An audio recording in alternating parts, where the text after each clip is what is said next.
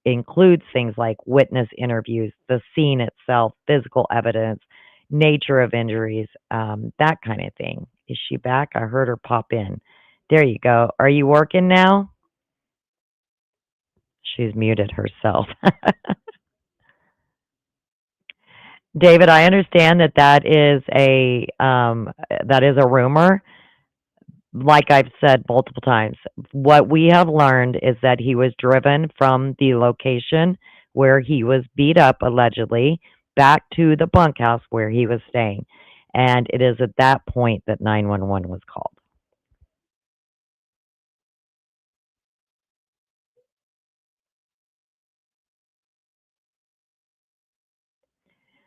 As far as this question, did the friend who drove him back also like dump him outside the vehicle and leave him lay in the grass, or how did he end up there?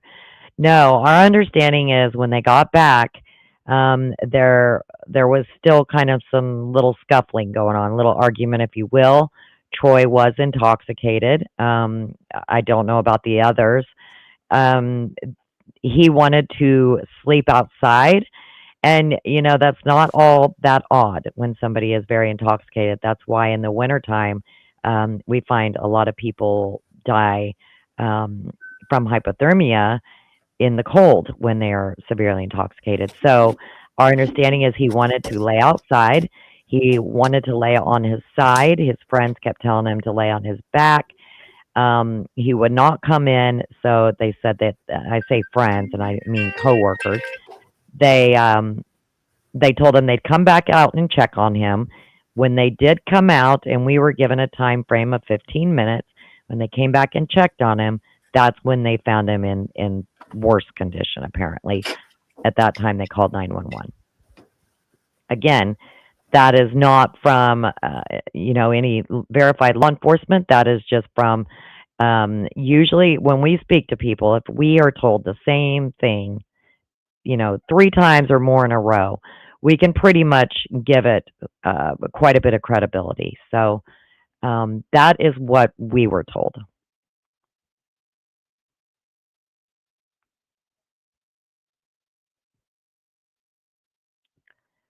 And as far as, all of this is just like speculation. All we can do is speculate. Why didn't the friend call 911, mention that he was in an altercation? A lot of them, to me, I'm in my 50s, so these are kids to me, but they're in their early, mid, and late 20s. Maybe they thought they didn't realize the injuries were that bad. He was going to sleep it off.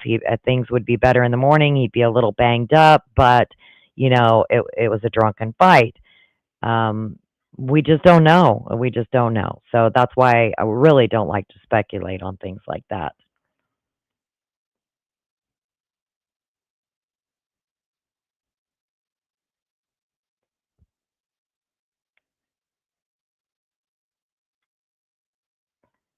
All right, so then going on, the medical examiner's role is a little different. So the medical examiner is responsible for determining the official medical cause of death and the medical manner of death after completing the autopsy, reviewing lab testing, toxicology results if necessary, and I'm sure those were ordered, and any additional examinations. We have requested Troy's medical examiner's report. We were informed that it has not yet been completed, and that final reports can sometimes take up to approximately 90 days, depending on the complexity and any pending testing. So the fact that the report isn't finished doesn't really conflict with investigators treating this as a homicide investigation, because they truly are 2 different things, and they absolutely can exist at the same time.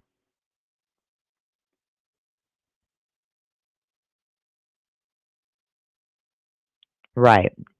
And I understand that. I understand that completely. Yes, 3 sides of the story. We're hearing one side. So, and that's why we just caution people to be so careful with rumors. Not only that, but rumors against the wrong people can truly ruin lives.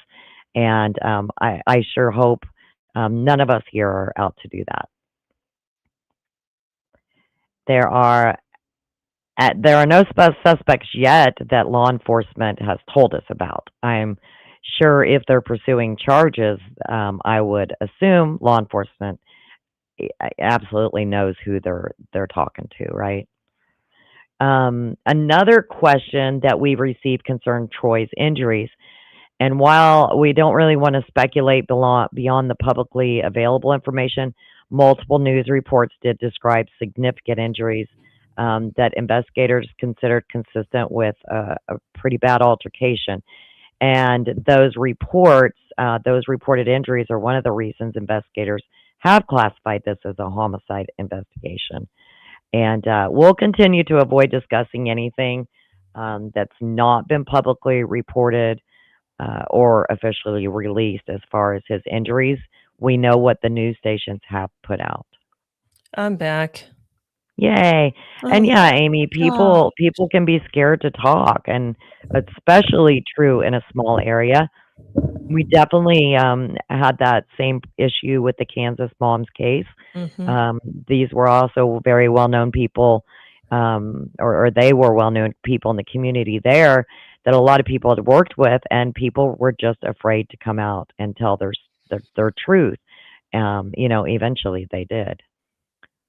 So Yes. Tara, I just went over. I'm glad you got that fixed. I don't know what happened, but it was like you were on an old record player skipping, or you're just Oh, the repeating yourself whole over and over. thing. The whole I need oh, I'll have the technical deal to be dealt with. To be dealt with.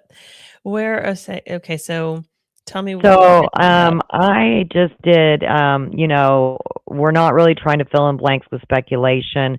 We're Mhm. trying to explain what's been confirmed, identify what's been consistently reported, at least to us, and Mhm. acknowledge where important questions still remain answered. Ultimately, investigators, not social media, will determine exactly what happened here. Well, and yeah, social media, and I appreciate the great thing about social media is you can see all the support, the interest, the care, and you can develop awareness through social media. And had it not been for a social media post, Troy's murder might have gone unknown. Carrie, you live in the area, you had no idea, and this occurred 2 weeks before we caught wind of it. And so social media is very, very good about bringing things to light. But by the time social media had caught wind of it, OSBI was already involved with the investigation. But it's up to them to put the case together because the wheels of justice are frustrating as all get out. You can have the best evidence, a Yeah, slam dunk case, and I'm a big proponent of guilty till proven innocent, but that's not how the justice system works. right. And in the Kansas mom's case is a very good example of innocent or a guilty until proven innocent. Prove you're innocent to me because we have all this evidence against you that says you were there. We have all these testimonies, but still somehow a victor gets their day in court, but the victim and their families get to be victimized over and over again because of court proceedings. And so let the OSBI do their thing. They're great at Right. what they do. If you guys are familiar with there was a documentary that just came out, Maternal Instinct. OSBI was the one who put that together and got that woman arrested. And so if you don't know what I'm talking about, go look up Taylor Parker, a whole other avenue of Yeah, wow. that's And nuts. This question says, can anyone say the alleged video of the fight? So we have not seen any alleged video of the fight. The video that we have seen is, I believe, the same video that's been passed around. I don't think it has any kind of value other than it does show where people were around what I think it was like Mhm. 8:30, maybe 8:30 at night or so. On the It 4th, shows yeah. where they were. But other than that, there's nothing in it that would be out of norm or anything. Well, and yeah, consider this with let's say somebody's got a video of a fight that occurred. Let's say Troy's in that fight. Let's say that fight occurred obviously prior to him showing up the golf course.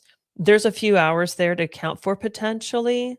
That video is going to get passed around like, "Oh, look, cool. Isn't this sweet? Somebody got, somebody somebody got knocked out, somebody got hurt, somebody got beat up, somebody did this." That video is going to spread like wildfire because it's quote unquote sexy to share on Oh, social yeah. media. So consider that as where we've heard about the video of the potential alleged video of the fight. It's not made it our way. We've seen some other videos, but I would be but not that surprised. one. And actually, nobody's even reached out to talk about a video of a fight. Doesn't mean it's The, not there, but if right. you guys haven't heard about it and it didn't get passed around inside that 2 weeks before this went to social media, it's the chances of it being available are low at this point. I'm not saying it's not there, just I would not anticipate, don't hold your breath looking for it or waiting to see it. Yeah.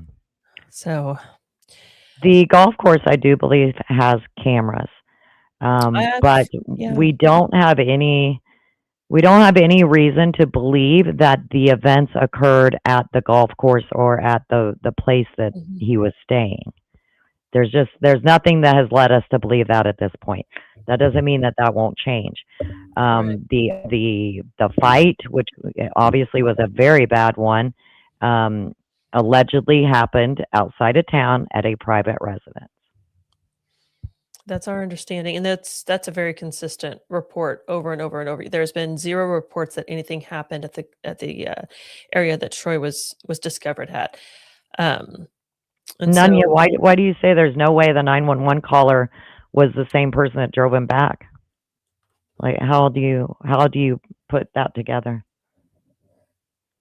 yeah, I'd like to know that too. There's no way then, and we don't know who drove him back or if Troy drove himself back. I've heard a couple of different stories about this, which is why it's hard to. Well, we were confidently told multiple report. times the same person that did drive him. Let me look at my notes. Yeah, we heard multiple. So there's two stories that Yeah. came in. One was somebody drove him out there. He was unconscious. The other story was Troy tried to drive himself out, but friends said, "No, I'm taking you." And that's Hmm. so. Let me back up. The two stories we have: altercation occurred. Troy's unconscious. Somebody drives Troy back to the area where he's found. Other story is there is no altercation prior to. Troy does what Troy does when he's drinking and goes to leave. People realize he's too drunk to leave. They try to take his keys. That causes some sort of exchange. And then somebody drives Troy back, but he is conscious. So we have two very different stories. We've heard up to 3 different names that drove him back. So it's, and this is one of those things, again, you hear some information, you hear some other information, and you determine kind of what makes the most sense based on what you know of the area. And so, um, and I think it really makes sense. Cameras at the golf course or businesses would be able to confirm witness stories, and I think OSBI probably has those. So that's probably. But here's the problem: you have that they have what happened at the golf course, and that's great. What happened before the golf course? That's what, because if the cameras at the golf course do not show how Troy received his injuries, then he received them before he got there. So how did that happen? What was the altercation? And why are those injuries significant enough that he passes from them later on? When did they happen? So what's the timeline from when he was injured to when he passed away? Because we know when Right. he And when that's what we eventually- don't have. We have Right. the time that 911 was called. We have the time that the truck was in the video, and there's about a 3-hour gap there. Yeah. So we don't know, and we don't know how long after this fight did it take for them to get him in a truck and take him back to where they were staying for work. Was it immediately after the fight?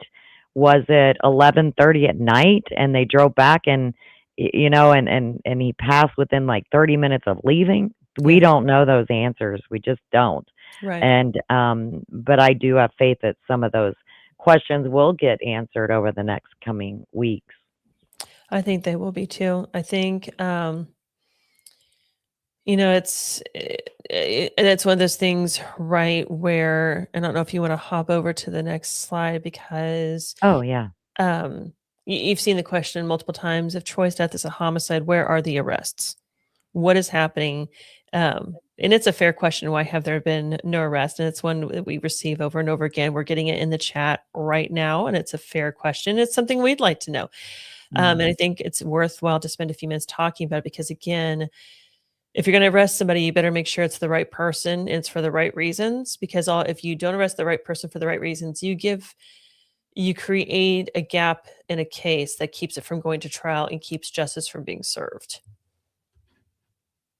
What do you think, Carrie? Yeah, I completely I don't know. I don't know. I was looking at the chat and then Oh, I was like, is she okay? yeah, Um, I think that I understand why people are asking when people hear the word homicide, they naturally assume that arrests are going to happen immediately, but in reality, that's just not how, homicide investigations work. no. And an arrest isn't made simply because investigators believe a crime occurred. Mhm. It's when they believe they have enough admissible evidence to prove that case in court. And those are two very different things. And I think where people are confused on mostly is about who drove back and the truck. And like we said multiple times, we were told multiple times that the 911 caller is the one that drove Troy back. We've heard that multiple times with But we don't have proof of that. We and the don't have 911 proof of call any doesn't of that. lead to that, but the 911 call isn't about what happened before. It's about what's being Exactly. viewed in the moment at the time.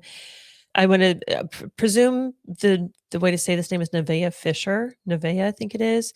And Nevaeh says, if you have proof, send it to the police, Tara or Carrie. Help the investigation move forward so Troy and his family can get justice and closure. I'm going to respond to this probably a little bit firmly for you. Carrie and I do provide any information that we have to OSBI every time. Yeah. So just because And if you have true information, don't Yeah. call us anyway. We're not investigators. Call OSBI. So here's the thing. Folks are going to reach out to us because they don't know how to reach out to OSBI, or they don't think they have something that OSBI would be interested in. So they come to us. And Yes. we do OSBI, like I said, we have a relationship with them because of the Kansas Moms case. That was actually the crime of the Kansas Moms case occurred in Oklahoma.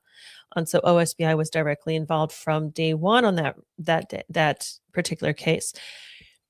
Half of what we get is going to be rumors we have to weed through and put together. Once in a while, we do get something. In the Kansas Moms case, we did get a hot tip and we were able to pass it along to OSBI.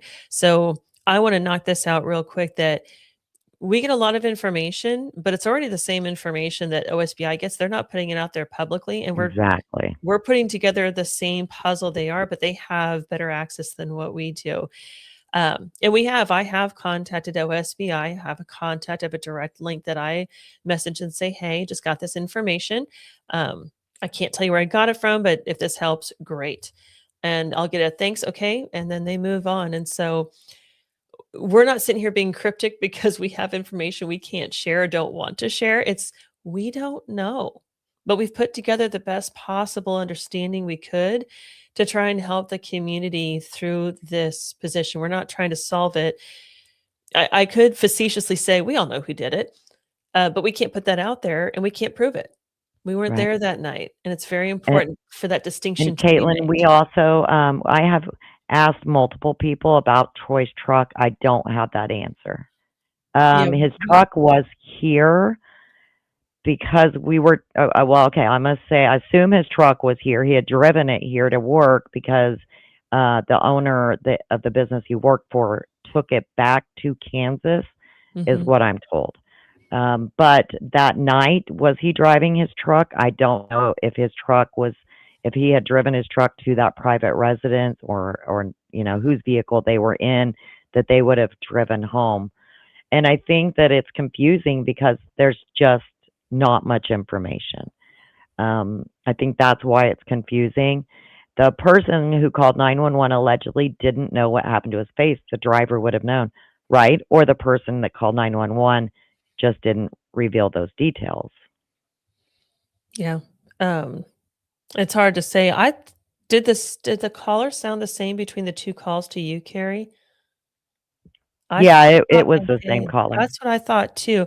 Although I like where But that doesn't mean I so they had only worked together. Well, Troy had been here 2 weeks.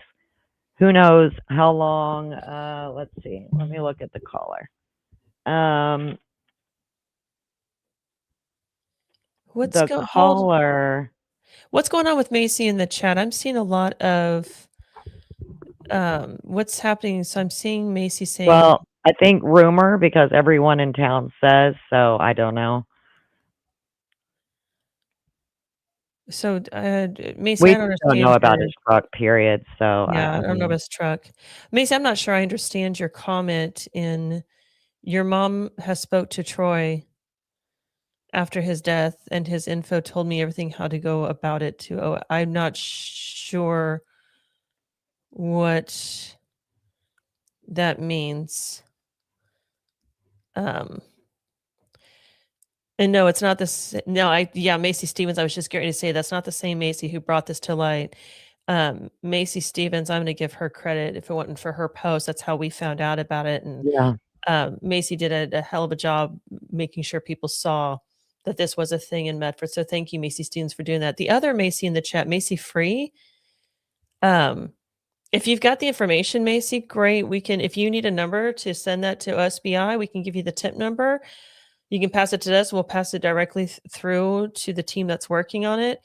Um, um, Macy is Derek Bentley. I'm confused. Macy is Derek Bentley. Okay, I'm now confused. We'll come back to that. But if let's just be respectful in the chat. Yeah, you're That's why I confusing got people that confused. way. I know And there's a I lot of, agree, Amy. No way he drove himself like that. There was not two different 911 callers. I promise they are the same caller.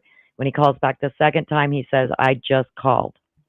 So it's the same caller. that's right. He does say that. Good catch. Yeah. I do not believe he was dumped by a party goer. It's an 11-minute drive from where the party allegedly was back to the golf course area. There's no reason why one of those people would have driven him. He was with his friends. He was with his coworkers. That's how he knew these other people. So it only makes sense that he was brought back with the friends he went with, I would guess. But he could not have driven himself. It doesn't sound like the condition that we heard he was in that he could have driven himself, which is why they tried to stop him if he was in any shape. The overwhelming report is he did not drive himself from the private property party back to the bunkhouse. So that's Okay, what I'm so we're understanding. not going to argue about two different people call 911. We'll put out the CAD report Yeah. that we have, and let's just move on. In the CAD report, now that you say that, it identifies the same person both times. Yes. It is the same Okay, person. so let's just move on from that. Yeah. There's no sense arguing about the 911, All right, I was just seeing if there's any other like actual, okay, you have picture proof of the pickup he was in, but is that the black pickup that he was in early that evening? Because that's a whole lot different than having picture proof of, say, what pickup he was in at maybe 12:30 in the morning right before 911 was called, or what vehicle he was in on the way back to the bunkhouse. We understand there is a video of a truck earlier in the evening. Yeah, But if we've been you have, told whose pickup it is, and the pickup is not. It's another person's pickup that he's in, yeah, and not his. it's a He night. has a white truck. Troy Right. has a white truck. That's my understanding. Hope, I'm with you. I do think the caller might know more than what he says, but then again, like I'm given some benefit of doubt on age, on being shooken up, on not knowing what to do, on maybe they. I don't know. I don't know. I just don't think we can say what somebody is thinking at that moment, if that makes sense. Yeah, or afraid to say too at that But I moment. mean, when I listened to it, I told Tara, I said, well, it says he found him, or we found him, I found him. That was odd statement to me. Not knowing what had happened to the face, I feel like that's just, they just didn't want to give that information out at the time. If that person is aware, they have all been interviewed by OSBI, so I would imagine that OSBI has got that information from them. I imagine OSBI has all the information, everything that we're locked up on and we're kind of stuck on. I know OSBI has that. Why is there not an arrest? Because again, process. They can't just get information and go arrest somebody based on the information. They have to go before a judge and say, "Dear judge, we have XYZ and we want to arrest so and so for this." And the judge gets to determine, okay, yeah, you've got probable cause for an arrest, go arrest them. Or saying, nope, I don't like what you have for probable cause, go back and try again. And so Yeah. this is not, I think somebody mentioned it. I don't remember where I saw it at, but it was today where, this isn't a 1 hour crime show where, you know, a couple of investigators are like, oh, I've solved it. It's this person. It's this reason why. Okay. As a chief, go pick them up. That's not how that works. They have to have an Mm. arrest warrant. Hollywood makes things look very nice and very easy and very clean. I can assure you, especially in Oklahoma, they are not. Everything has to go through at this point through an attorney. Now, had somebody in law enforcement witnessed the altercation, different story. We're seeing something firsthand, but everything is Right. secondhand and they need evidence to build a case, take it to the DA, and the DA says, I want that person arrested. I want to charge them. This is what's going to happen. So when you get an arrest, that means they're trying to go to trial and they're trying to hold somebody permanently accountable. And I say the 11-minute drive is nothing. So I guess here's where I'm coming from, Nunya, on this. There's a fight that takes place. There's actually multiple fights, arguments, altercations, however you want to say, at this party, right? His friends are actively trying to get him to leave this party because trouble has been started. It's an 11-minute drive. They have to drive 30 miles an hour down a county road at what time of night? Then they have to drive through the town of Medford. Then they have to drive the other side on the outside to get to the golf course. I don't know about you, but I'm not driving like that with somebody half dead in my vehicle. So there that. If I had anything to do with it, not happening. So the best case guess scenario, I guess, is that his friends that we know the friends were with him, coworkers were with him, basically got him out of that situation and took him home. If that changes, then we'll definitely, come back and let you know. Agreed.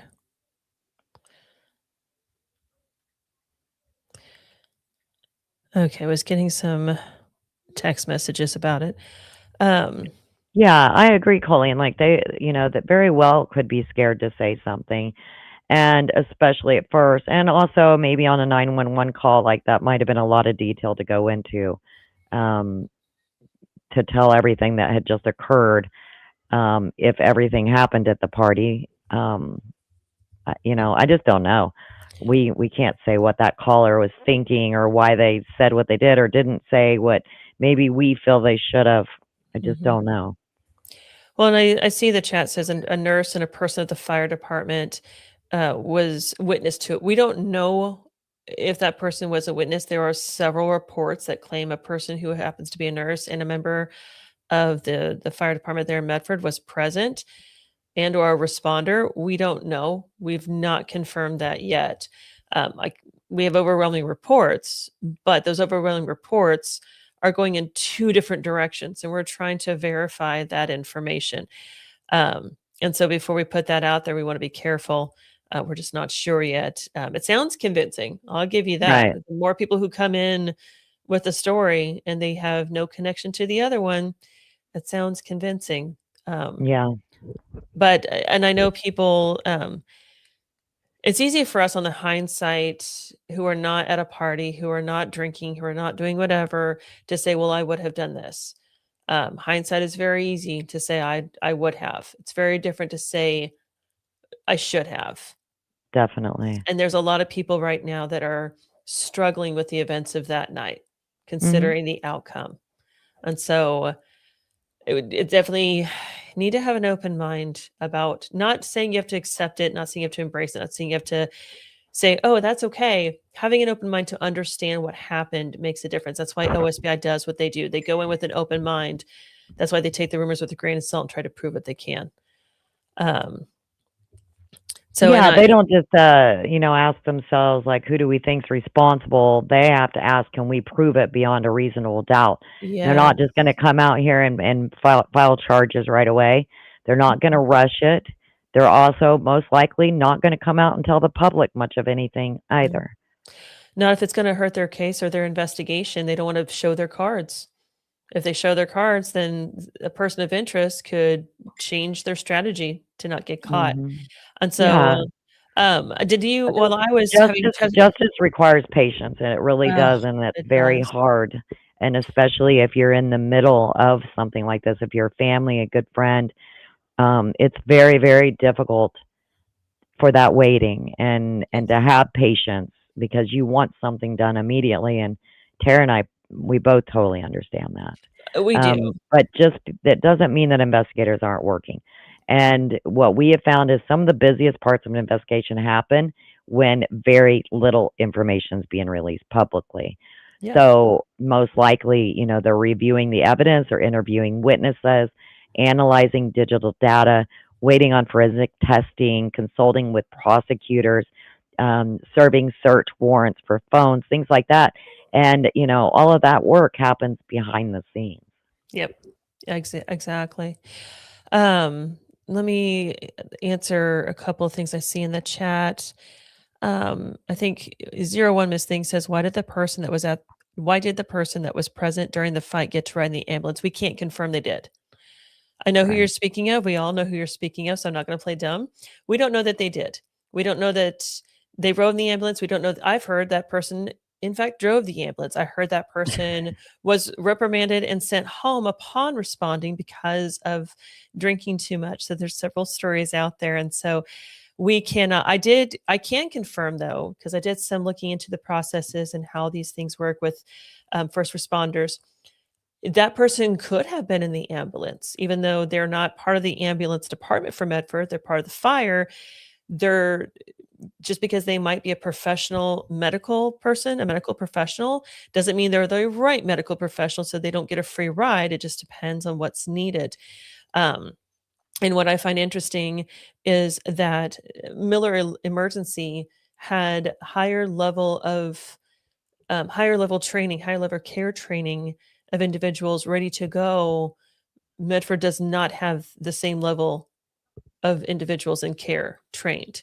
So there's different, they have a lower level of emergency care provided. So I have questions as to why, if Miller has higher level of care training and they responded, why were they not invited to go to that call? If you've got a Right. report of somebody bleeding from the nose, stuff coming out of their ears, shallow breathing, CPR is being required, why didn't Miller get to go? Could that have made a difference? I don't know if it would have. But if we're going to talk about that kind of thing, let's refocus as to what is Medford doing that Miller isn't allowed to respond to calls when they are right there and they can get there and get the job done before volunteers have to get themselves around, gather some clothes, put some clothes on, wake up, and get to the station before responding. That would be the bigger question for me that I'd want to know. I saw something else. Macy asked, do we know officially which EMS fire departments respond to the scene?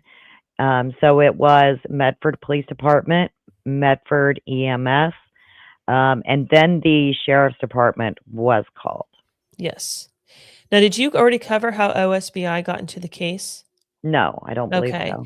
So I'm going to hop into that. We've kind of gone off our agenda, and that's okay. That's one of the other questions we have is, why wasn't OSBI contacted immediately? Well, because, and I've gotten this information partly because we know the processes for OSBI and partly because of the information that we've received. So these things are connecting. When Troy was found and the 911 call was made and police show up and they start looking around, they don't see evidence of an altercation. They don't see evidence of the injuries.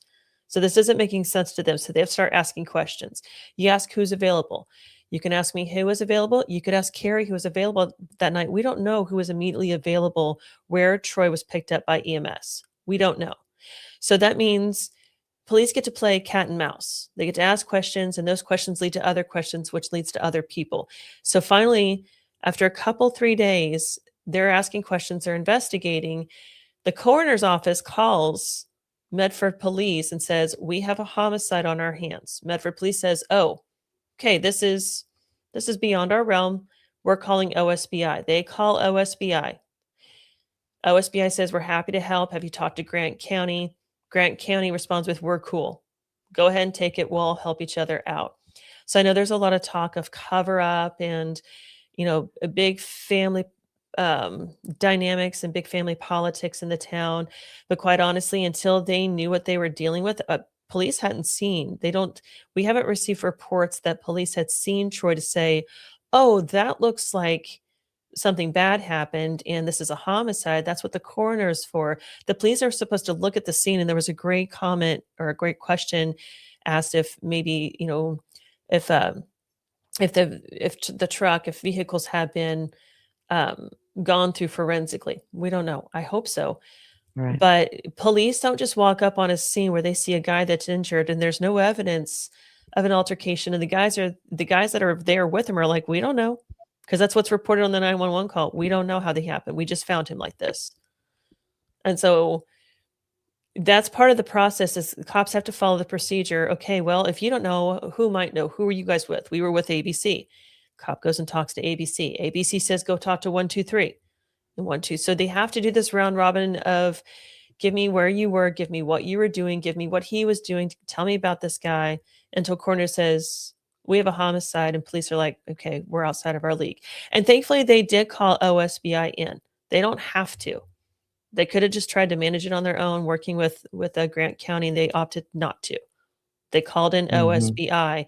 That was the right thing to do. It just took a couple days because it took a while for the coroner to come back and say, this is a homicide. So I do confidently believe that that happened the way it was supposed to. I do have, and I'm not from the area, but just looking at the processes and the protocols, I think the timeline is accurate. The timeline makes sense.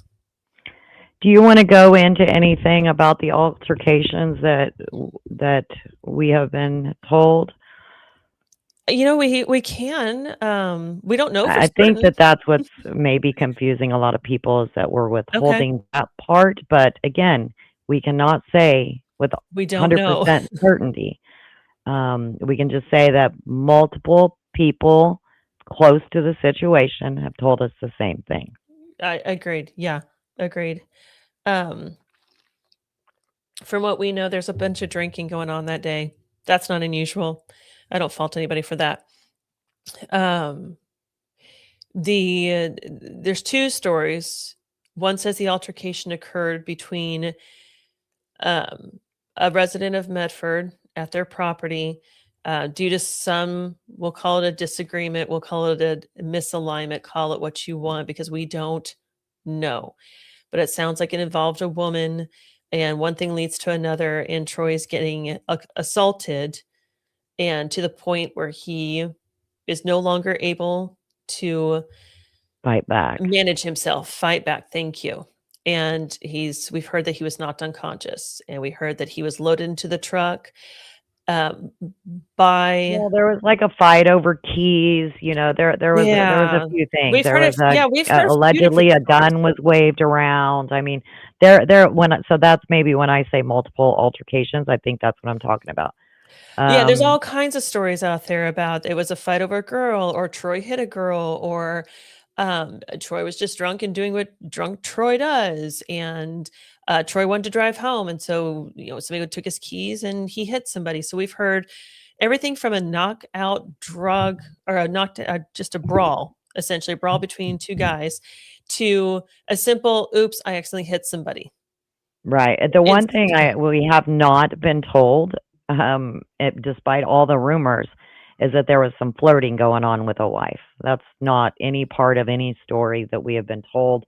The only place that she has possibly come into the equation, according to what we've been told, is that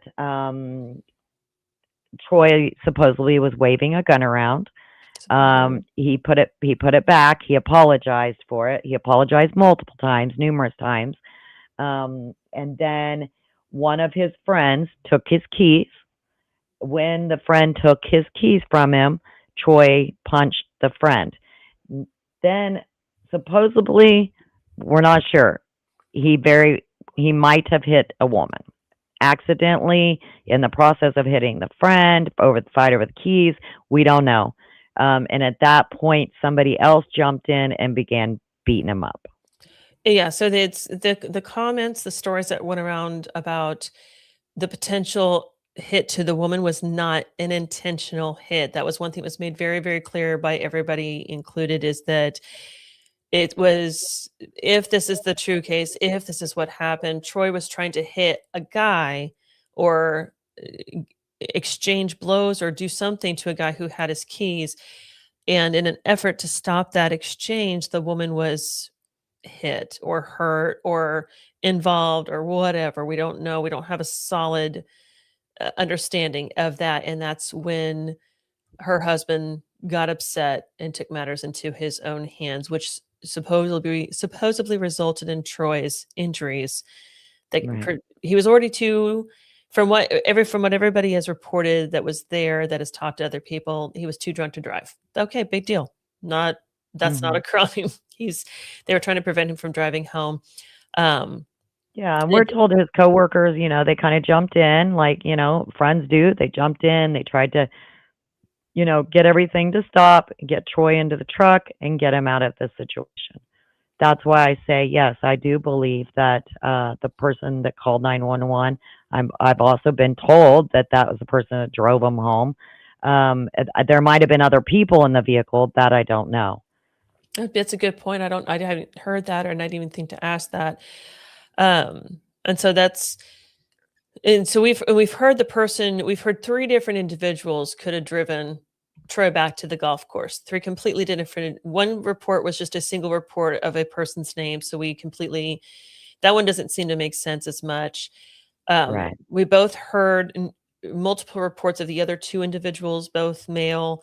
However, the more plausible one is that a coworker slash friend was the one who drove him back, and Hmm. essentially was the 911 caller. But there's more, like I said, when you make a 911 call, the last thing you're thinking of is, let me tell you the life story of today. It is, I have this situation. This is the immediate problem. This is what's going on. And depending upon the injuries, I don't know if you've ever seen what a traumatic brain injury looks like. The results don't show up right away. Sometimes the brain takes a few moments, the body takes a few moments to respond. And then before you know it, it's almost like a flash flood of symptoms. They're, in one moment they're there, or one moment they're not there, and the next moment you have everything coming out your ears, your nose, and whatnot. And so it's, without being medical professionals, without having the coroner's report, it's hard to say what exactly the injuries were and how long they took to really impact Troy's well-being. Right. Yeah. Yeah, and I don't think that this is contradiction. I mean, it's been well known that there was altercations and fights. So there's that. And this is by multiple people that Mhm. were there. This is what we're told. Once again, we cannot say it is 100% definitive, and we Right. have only mentioned that about 20 times in this live. So, with that said, we don't need to say it again, okay? Um, all right, moving on though. Where are we at, Tara? Let's see. I don't know. We kind of went off on a little tangent. Yeah, we did. It's all good So though. this is the emergency response timeline based on the official CAD report. And so that's from the official CAD report. You're on slide 13. Let me catch up with my notes. We were trying to be as organized as possible. We kind of failed, but that's okay. We're still interesting.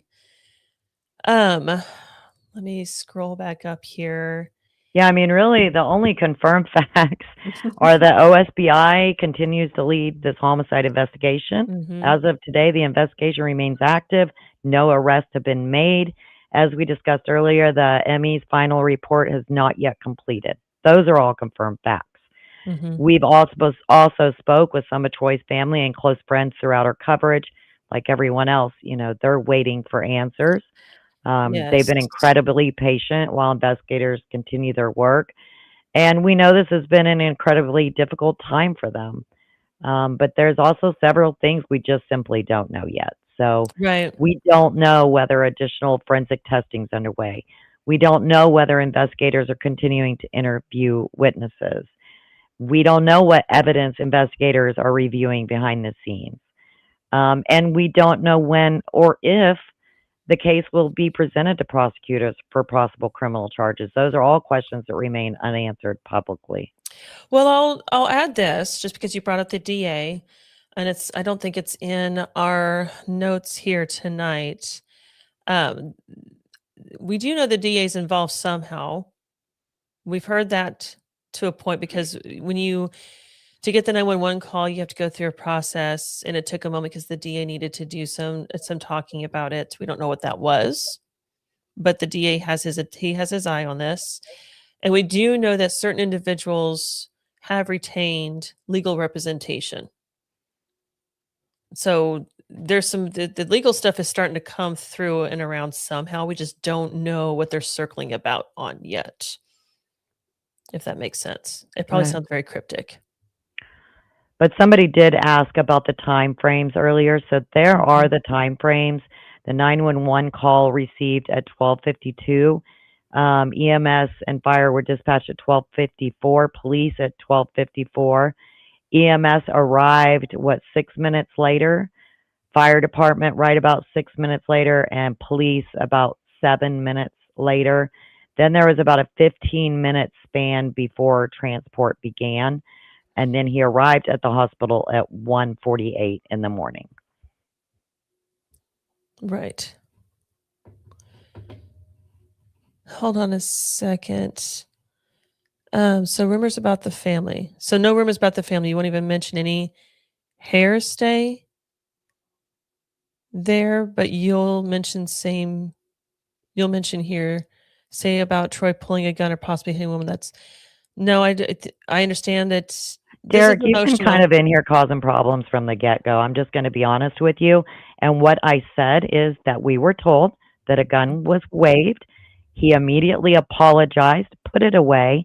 And regarding whether or not a woman was hit, we do not know if she was or was not. And we don't know why she would have been. But one of those reasons, one possibility, if that happened, could have been that she was accidentally hit while somebody else was being hit. You know what I'm saying? So don't twist my words, please. So so we have to be careful what we say about other folks because there is a responsibility, there's a Yes. liability, there's slander, there's rumors. So you have to be careful. We can only talk about Troy. He said that was bad voice to text. Oh, Okay. I'm sorry. I'm like, because we're trying real hard to say this is fact Well, or this is not, and we don't know. And yeah. very, very hard trying to do And that. And the we only name we can mention is Troy because that is the only name out there by law enforcement. that's the one that we are confident of. And we've heard wonderful things about Troy. Don't get us wrong. We've heard he was the life of the party. He Actually, all we loved heard were kids. wonderful things. Because we've got Yeah. multiple videos and pictures of him, and they get you teary-eyed when you see just how much fun he liked to have. He was Mhm. definitely a fun kind of guy. So, Derek, I'm looking at your last name and presuming there's potential relations there. And please know this is we're trying to be as respectful to the family as we possibly can while still getting the information out. The law enforcement's not putting anything out there. I can tell Yeah. you, we've heard wonderful things about Troy. The family in question, we've not heard good things about at all. There's just Yeah. been all we've heard is it's about time they get what's coming to them. It's about time. They always get away for something. It's about time. I hope they don't. There's been some very negative, nasty things said about that family. We're trying to be careful until something comes out before we can start mentioning them. We've learned that through our experience in doing this online. Well, and So obviously we only have like one side of it, right? Because we've only spoke with Troy's family and friends. yeah, Obviously, there's another side that is not speaking to us. They're not. So we don't have their account of the events. We right. only have, the account that we're telling you. We didn't want to bring up the altercations that we were told of, but not telling you is also creating more rumors, right? I feel. Yes. I And feel it is creating more agreed. rumors by not Agreed. having that little bit of information, like hitting on a wife. We were never told he was hitting on a wife. Never once have we been told that. So, I, rumors like that are rampant on social media. So we want to kind of tamper that down a little bit. It was drunken arguments, is what it sounds like to me. And I think we've all been at a party like this. It's just unfortunate that his resulted in death. Well, Troy didn't earn what happened to him. Somebody lost self-control that night, and it wasn't Troy. I don't care if he was drinking. I don't care what he was doing. To the point, there was nothing that happened that night that should have. All that had to occur if somebody thought that Troy was getting out of hand, whether drunk or not, either way, all they had to do is say, Troy, you got to go. Very simple. Everybody Right. from Troy's past just said, you know what? You just tell Troy, move on, and Troy Yeah. moves on. Yeah. And so we had a guy from Kansas hanging out with people from Oklahoma. They don't know Troy and how he's grown up. And somebody lost control and did what they should not have done, Mhm. and they should be held accountable. And I hope that that person is, and I feel confident they will be. Unfortunately, because of all of the rumors, the stories, people are thinking they have these high level felony accounts coming. That's the problem. There's going to be charges. I firmly believe there will be. I don't know if they're going to be as what's been put out there, because again, Right. OSBI is not telling the story, which means that leaves the community to tell the story for them, and it gets everybody revved up. Ultimately, people were drinking, not just Troy. People Mhm. were drinking. We've got a And there's report. possibility that people don't remember exactly what happened either. It could be. Some people tend to black out. It could be, but ultimately somebody lost control. And if somebody that lost control was drinking and caused Troy's injuries, they're more accountable. They shouldn't be drinking. Mhm. If you cannot manage yourself and keep yourself, because nobody mentioned anything about, we were in a dangerous situation. There Right. was some sort of hostile takeover. Nothing about that was mentioned. It was somebody got upset with somebody else and lost their damn mind. And they shouldn't have Yeah, done that. That's what it boils exactly. down to. So now it's just about how does OSBI prove the loss of self-control that resulted in Troy's injuries? How does OSBI prove the intent and the motive? And how does OSBI get that person arrested? And what can they charge him with to make sure they get justice for Troy? And so until OSBI, or until some, what, just I'll call it a report. Give me a news report that puts a name out there. We'll drop the name too. But we're just not, everybody knows who the name is and everybody knows all Yeah. the rumors and stories, but we want facts out there as best as possible. We could spitball all the rumors all night long. And still, we're all going to be leaving the same way we came in, mad and upset and curious and confused. But instead, we're trying to put out there as best as what we know. There's all Right. kinds of stuff out there that we can start digging into people's past. And I don't think anybody wants to do that. Just stick to what's happening today. Somebody took Troy's life and they need to be held accountable for that. Absolutely Definitely. 100%.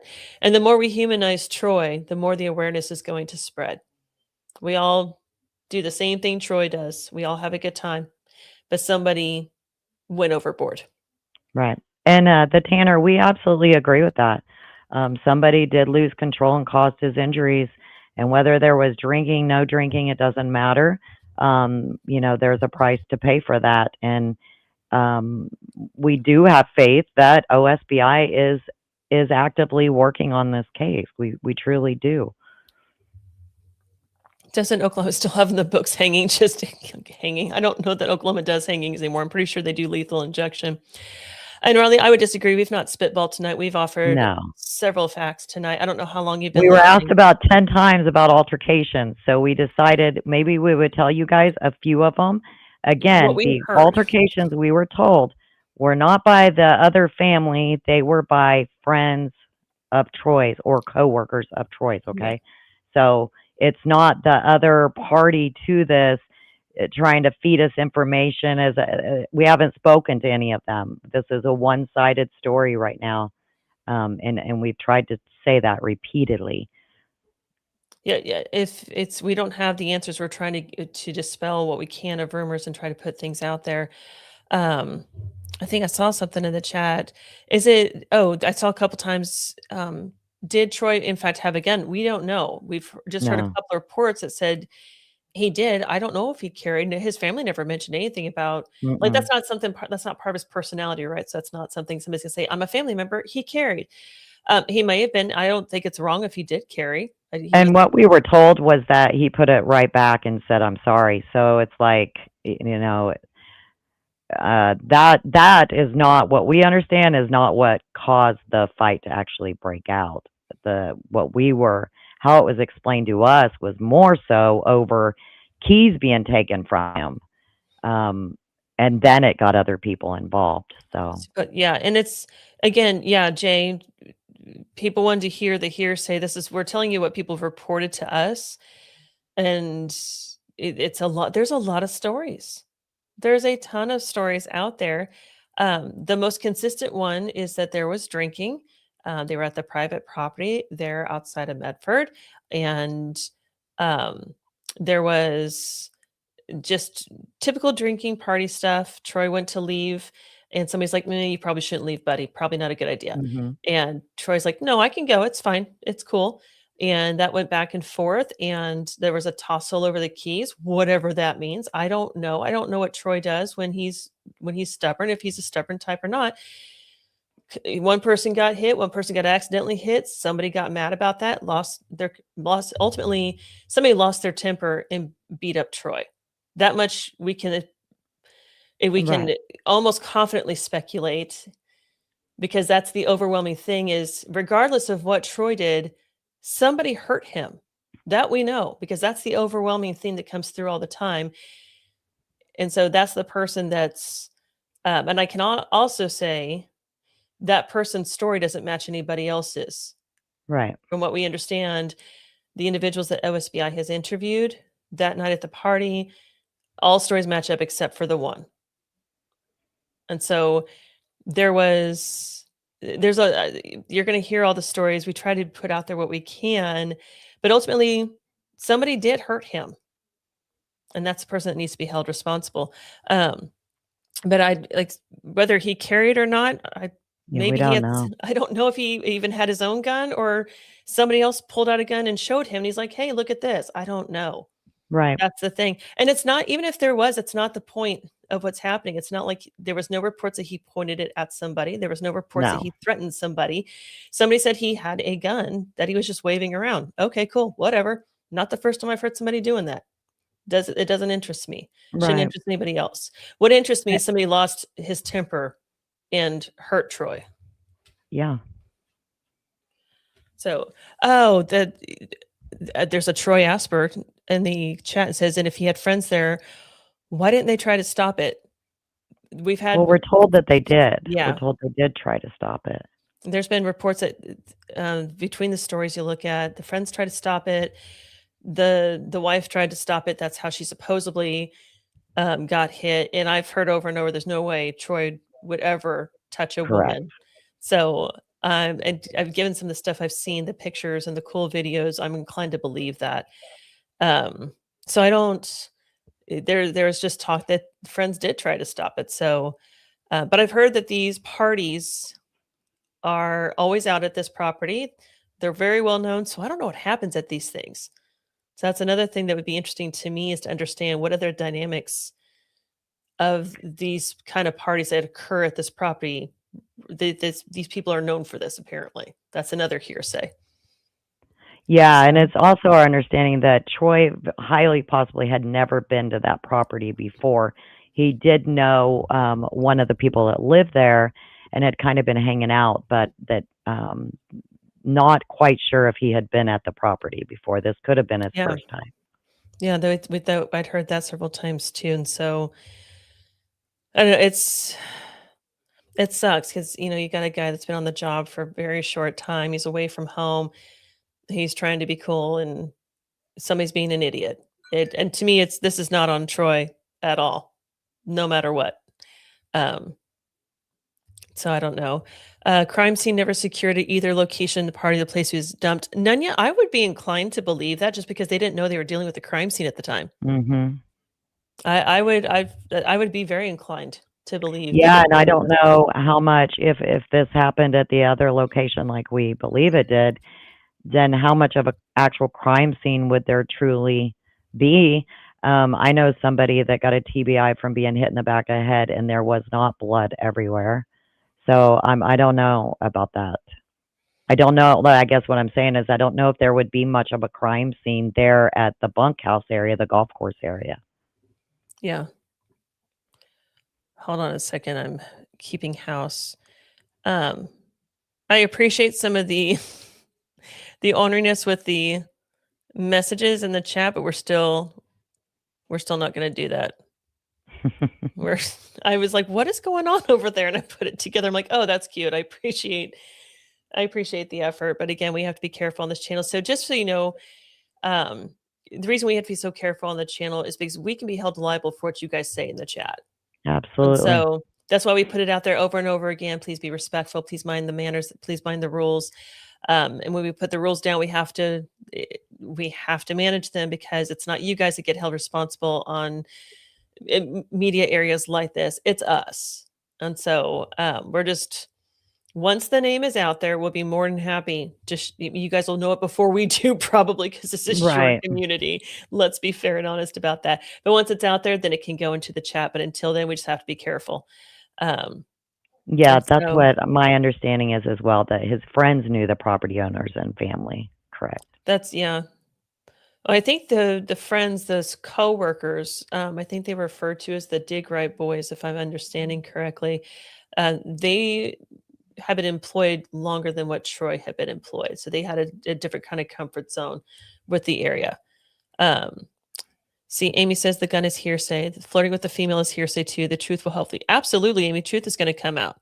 Right. And again, that's Absolutely. why we've tried really hard throughout tonight, even though some of you don't agree, to distinguish between confirmed facts, things that have been consistently reported to us, and then speculation. So if we don't know something, we're simply just going to say we don't know it. And that's the most responsible way to cover this. But obviously, there are questions. People have a lot of questions about what went on, and we don't know. We're just trying to fill in some gaps. Mm-hmm. Riley, I'm going to give you one more chance, because we've put the rules explicitly out there for the chat. And if I see you drop the name in there again, I know you're being crafty. You're very creative, and I do appreciate that. I'm going to have to remove you from the chat. We're just, again, you're putting this channel at risk, because we've put the rules out there, and we need you to respect those rules. And once it's out there, great. I know it's over in Facebook. That's different. It's all over Facebook. That's Well, a it's different not in area. our Facebook group, and it's not on our channel. So it's there's other groups, if want to get into all that.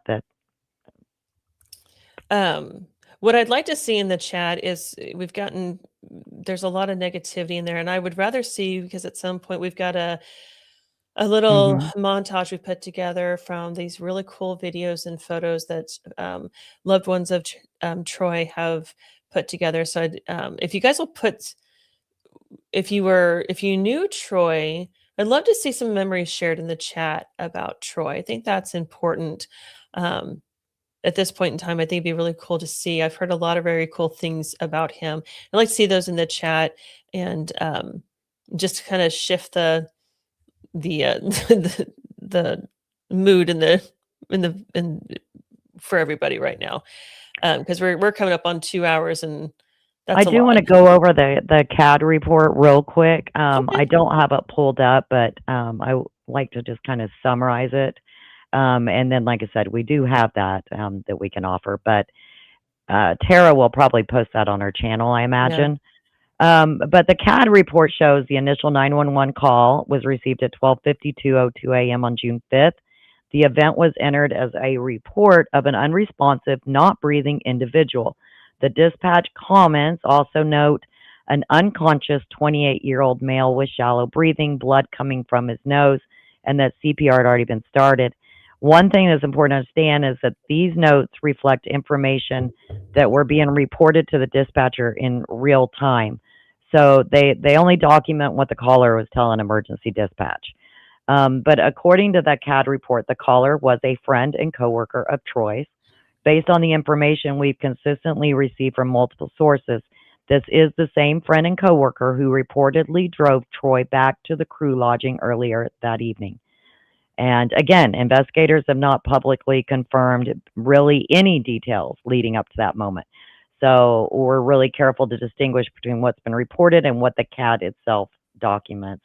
But some of those entries were phrases such as stop breathing, blood coming out of nose, turning purple, very purple, no pulse is noticed.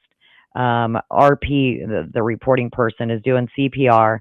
The CAD also contains an entry stating just found him. It might be important to not overinterpret that phrase. We don't know the context of that statement, and it doesn't explain like exactly what was meant by just found him. It simply just documents that that was the information that was relayed. So I think that might help answer a couple of questions that were in the chat earlier. There's another question on time. So EMS arrived on scene at 101, fire department 101, law enforcement 102. Then the report then documents continued emergency care at the scene. At 1:20 a.m., 20 minutes after EMS arrived, they departed with Troy, transporting him to Integris Enid Hospital. And the time recorded arriving there is 1:48 in the morning. How far of a drive is it from Medford to Enid? Is that About timeline? 35 minutes. Oh boy, is there a maybe. live flight? I saw something in the chat earlier. Is there a live flight option out there? There is once, yeah, I don't know how it works, like on site. I know like once you get to Enid, they can live flight you out of there. Oh, okay. But you know, if like going on the notes from the CAD, it's really, there's no pulse. You stop breathing, unconscious. And this was all back at the bunker place, all back at the golf course place. Mhm. So we don't know. Did he pass before he got in the ambulance? Did he pass at the hospital, or is that just where he was declared deceased? Those are still more questions that I have. Well, I think a doctor would have to be the one to declare being deceased. So you'd have to get to the hospital for that. So he could have passed Thank you, anytime Amy. before that.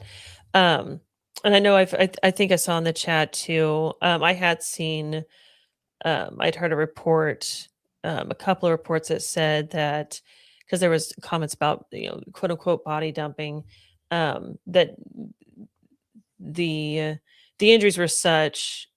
Troy was already passed by the time he left the private property. I don't know if that's true, but that was one report that somebody said, "Hey, this is what Right. we heard."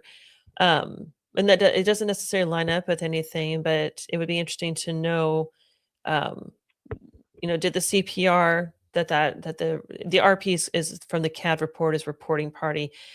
Did their efforts make a difference, or was it just too far gone?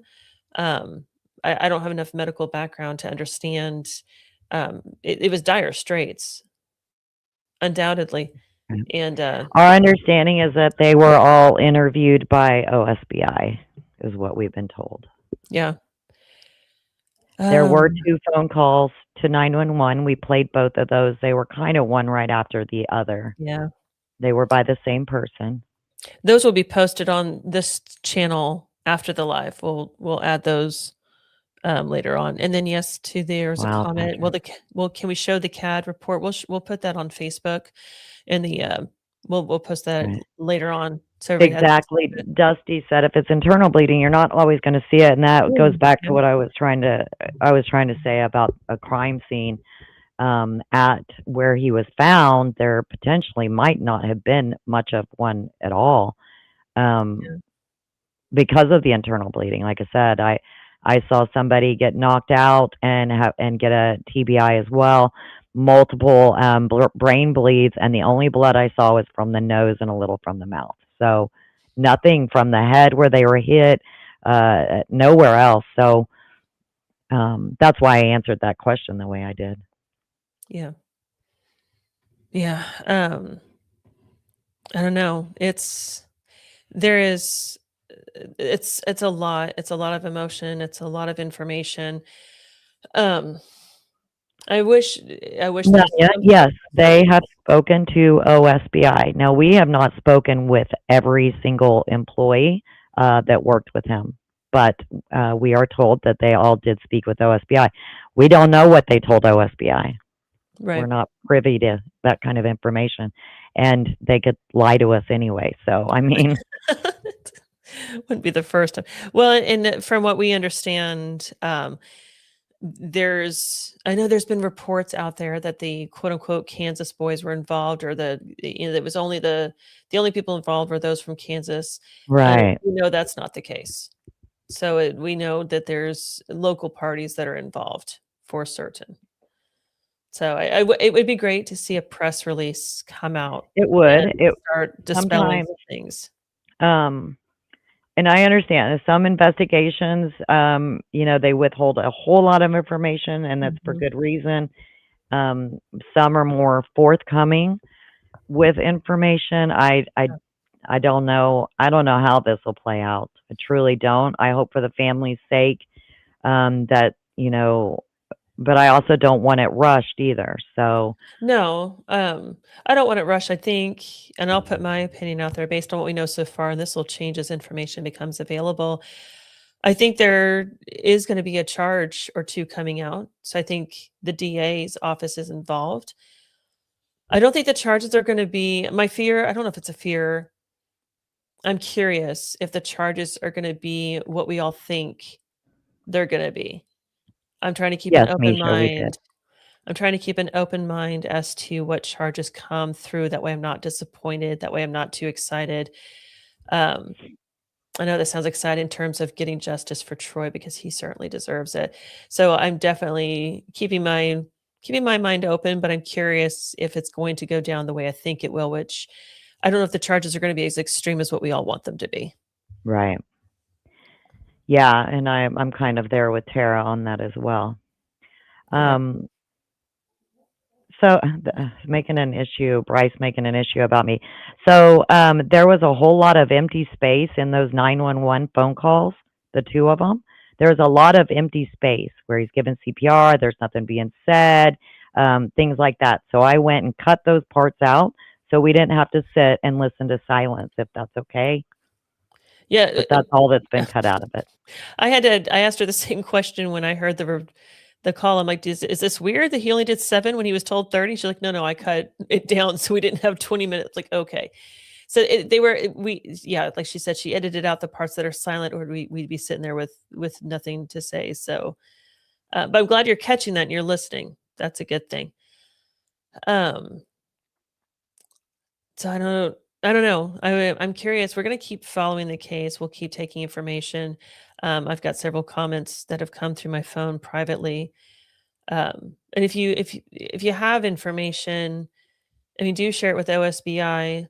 You could call Medford, but they're going to refer you back to OSBI. You could call Grant County. They're going to refer you back to OSBI. But if you Yeah. have information and you're scared, which that has been a big popular thing, and I understand that with small town politics, folks are scared to say something. They're scared to provide information because what if that person finds out and nothing happens and then there's retaliation? All Right. I would tell you is to take the chance, take the gamble, and share your information with OSBI. We share information regularly with them. Do they tell us, hey, right on, that's what we got to? No, we just share tips and they're like, okay, Right. great, thanks. But we understand the processes that they go by. So if you're not comfortable going to OSBI, we've seen that before. You can contact me or Carrie through Facebook. You can send information to shenaniganstalks@gmail.com and we can pass it over for you. And if you want to remain anonymous, that's how all this information came through, as anonymous folks trying to protect their daily activities of living, because it's a small community and this is a big deal. Yeah. And we had a rumor slide here. Oh, rumor slide. And after how some of the chat's been, I'm not sure I want to even share it at this point. But so rumor number one, one of the biggest was that Troy was dumped at the golf course. I don't know. I think that's probably one of the most common rumors we've seen. And I think after Tara and I reviewing everything we've gathered, including the CAD report, we did not find any evidence that Troy was abandoned on a golf course. This was back to where he was living. And I think that's a good example of how misinformation can start. The CAD report lists the address on Golf Course Road because that's where emergency responders were dispatched. It's simply the location recorded for that response. It doesn't mean Troy was left at the golf course. in the way many people have interpreted it. And I think that based on information we consistently received from multiple independent sources, Troy was reportedly driven back to the crew lodging by a friend and coworker before he was later found unresponsive. So that sequence is very different from the rumor he was abandoned at a golf course. You see what I mean? Mm-hmm. Yeah. What other rumors she got? Investigators aren't doing anything. They are. If it's a homicide, someone should already be under arrest. We know exactly what happened inside the residence. Naming people on social media helps the investigation. Just things like that. I don't think any of that's helpful, but I don't know. It's we've intentionally chosen not to identify any individuals tonight who have not been charged with the crime, and nobody's been charged. So we know that their names circulating widely online. Some people might be witnesses. Some might have information that investigators need. And some of those people may ultimately have no criminal involvement at all. So I think it's kind of more responsible to try to focus on the evidence rather than the public accusations. But we, also feel a need to address those because some of them we know simply just were not true. Yeah, and again, we're keeping We do names not out. know whether he had one or not for the third time. I don't know if he was It's really responding to us getting or somebody annoying over else. here. I don't know I've if said it the chat multiple is times. well, the So chat is super active, and they may be responding to each other, but not if they're new to YouTube, may maybe not because know to use the @ symbol yeah, to because talk to we do somebody else. not know. We were told what we said earlier. That was it. That was all, and there was nothing to it other than what I said. So Yeah, it was not threatening. It was not malicious. not like an It was ongoing just situation. no. Nothing like that. Not that we understand. Yeah, it's not as though it's ultimately Troy didn't instigate this through the use of a gun. There Correct. was none of that came through at all. So and Patrick Orion is in the comments. He's making a couple of really good points. The Kansas mom's case, over in the Panhandle. Those are the two women that were buried in a freezer. Their arrests, they went missing. They realized they were missing. OSBI was called in right away because there was some dynamics that had already taken place. It was a localized issue there. So OSBI was called in immediately upon finding the car of the women that went missing. 2 weeks later, the women are found. And because the investigation had been going on for 2 weeks, within a few days of that 2-week period, or right around that same time, 5 individuals were eventually arrested. So that took 2 Yeah. weeks, but they had very different pieces of evidence and nothing came out. Carrie and I covered that from day one as well. Nothing came out from OSBI, nothing. But we were able to, that had a lot more documents and background that we could verify right away. We're talking about 2 different states involved, a guy from Kansas with his coworkers being in Oklahoma. And so this is going to take a little bit of time because OSBI's got to cover 2 states worth of information. Because Troy's family is going to be able to help them too in providing the kind of guy Troy was, and what was he doing down there, and all that great fun jazz. So the fact that it's taking time is not that big a deal. And then again, we're not using names that have not been put out there publicly by the officials until we see that family name put out there by somebody on the investigation side. We're going to hold back. Now, the reason being, God forbid, you guys, something happens and they don't have what they need to arrest. They don't have what they need. This does not go through and that name is put out there. Then it starts, from what I understand, this is the kind of a family that could potentially start throwing out lawsuits for slander. So I'm not trying to be on that I'm not trying to be in that boat. And we're not defending anybody either. We only have, like I said earlier, we only have one side of the story, and there's other sides of the story. So Correct. Until we hear something from that we can kind of verify by multiple reports from different reliable sources, this is, what we have to go on. I think that the biggest one is the medical examiner's final report. we did request that report. Like we said earlier, we're informed it's not completed yet, and it could take 90 days. But I think that is going to explain a lot of things as well, because they'll be able to tell times and things like that. Mhm. Oh, we've got somebody. Hope, do you know Hope Miller in the chat says Troy did not carry a gun. Do you know him personally? Do you know him? Are you a friend of his? Can you verify that? Because that's important to know. If he doesn't carry a gun, then that kind of puts that story in a wishy-washy Mhm. situation. So that's why these. And Tyrell, were you there, Tyrell? Yeah, I saw Tyrell's comment too. I don't know if you guys were. I'm sure you guys And surely. that's very likely that he didn't. Like we said, that was just Okay. one little incident that we were told about. We were told it wasn't like a big deal. I mean, I don't know how to explain it any better than that. So he never once carried one. Okay. And so And if you guys watch the chat, you're seeing where I never heard he carried a gun. I never heard about it. This is my story. You guys look at your own chat and see the number of stories that are out there. And this Mhm. is what's come to us too. And eventually you try to figure out the best, which pieces belong together and which pieces don't. This is the same stuff that OSBI is having to go through, but they have better information. They have firsthand stuff. They have the witnesses, would be great. Right. Tyrell, the gun story is an effort to cover up But what? by who? Yeah. So I don't know if we keep this, I think it's probably a good time to kind of close things out, because we're getting into the rumor mill and we need to do Mhm. more. We also had more research to do. We're going to revisit this very quickly on this channel, because this isn't over. This is a brand new story. It shouldn't be brand new. This occurred on 20 days ago.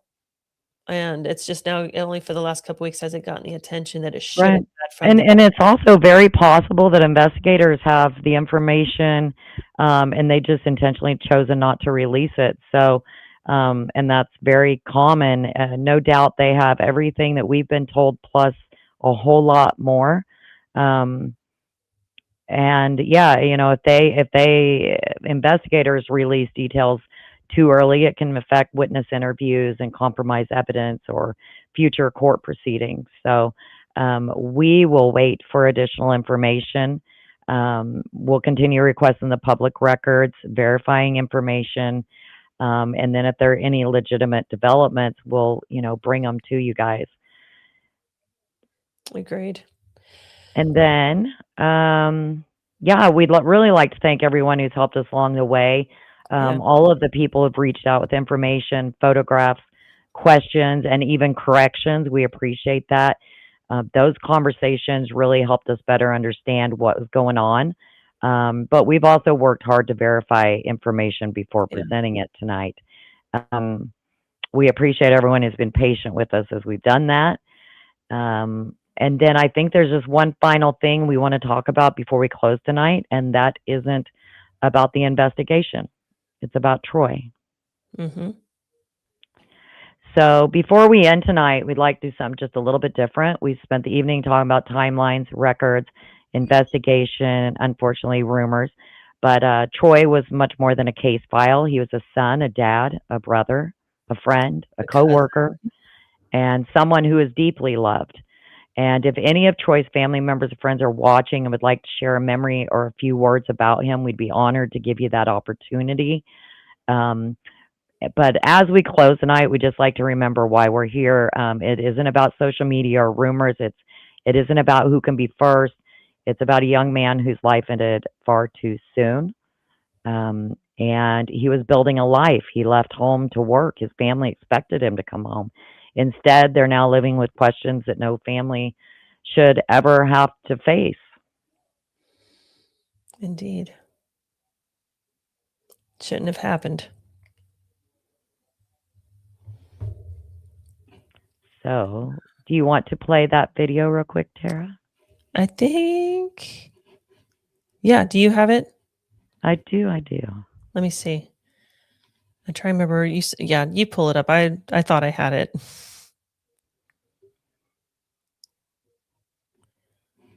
I do have it somewhere. I know. We are so prepared. Look at us. Aren't we good? No, Oh. I think I moved it. Let's see. Hold on. I think I can. Here, I got it. Okay, cool. Let me see if I can. Okay, let me see if I can. Okay, let me reset it. Pause. And then let me do a share screen. And for those of you that shared these images and these videos, thank you. This was Yes. very Thank you very cool much. to see this kind of thing. Let's see. Oh, I know this is technical difficulties. I wish I'd had. Oh, you're fine. I was reading this. Nevaeh said, my little brother and Troy had a Nerf gun war in our house years ago. The house was littered with Nerf bullets. I saw Troy as a brother and still do. And I think Aw. that there's so many people that have told me the same. They saw him as a brother. And that speaks Yeah. volumes for who Troy was as a person. Yeah, one of the first people who reached out to me said he was Troy's brother, and I misunderstood, and eventually figured out he was a very close friend of Troy. So it's very neat to see that. Give me a It is. second. I have to. There we go. Let me do this, and I can find it over here because this is being These silly. comments are just like, we've heard, these are the ones we've heard over and over and over. It's some of the stuff that they say. Oh my gosh, he looked like a hoot. One of the things I learned about him, he was a cheerleader in high school, and he could do a toe touch, and he's been able to do a toe touch. Yeah, that's pretty cool. Oh, there it is. Don't kick that chair. Yo, big blue.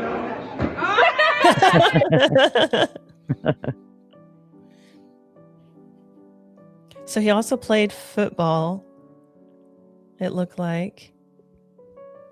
I play is hopping out an alligator, sipping lay annihilator, homie, I'm annihilated. If you think you want a battle, you don't have to pay some paper.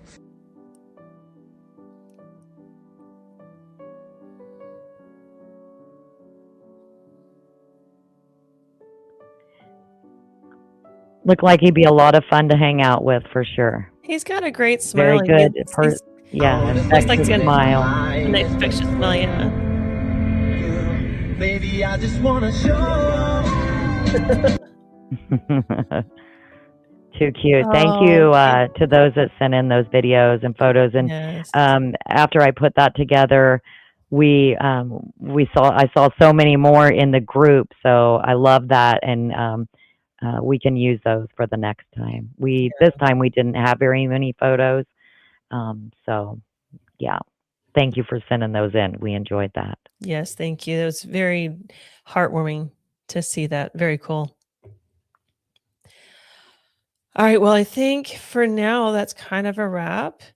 We've held you guys hostage for almost 2.5 hours now. So we're going to continue to collect information, continue to talk with you guys out there. And as we'll update through the Facebook as we can, we'll put out the CAD report. We'll add the 911 call. And as we get information from FOIA requests, we'll definitely share those with you guys, and we'll do an update here. I know this seems nothing but a bunch of just trying to smooth out the rumor mill, but we did add some valuable information that maybe people didn't know before. So we thank you guys for being with us tonight. We thank you for being part of the chat. I know it's highly emotional, and It is. but there's justice coming. I do feel that. Yeah. And if you have any information that could genuinely help this investigation, please share it directly with OSBI. I think that's how we best support both the investigation and Troy's family. Agreed. All right. Well, thank you guys again. Carrie, thank you. It's a big one. Thank you. It's a lot of work, and I know this is in your backyard, and so thank you for going the extra mile. And we've got more work to do, and we'll get there, but we want to put something out there and connect with you guys, and thank you guys. And for those of you that have been directly impacted, we feel for you. This is a very difficult situation, so we keep thinking about you guys. Most Right. definitely. We'll keep asking the questions and hoping for one thing, and that's justice for Troy. So thank you all for joining us tonight, and we will see you next time. All right. Have a good night, guys.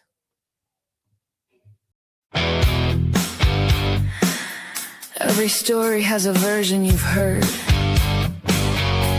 and a version you haven't. The facts are there, but facts don't always explain behavior.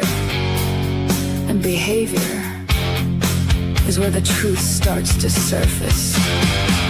We don't rush to conclusions. We don't chase noise. We look closer. We ask harder questions. Because sometimes what's missing matters more than what's known. This is Shenanigans, criminal conversations, where facts guide discussion and perspective changes everything.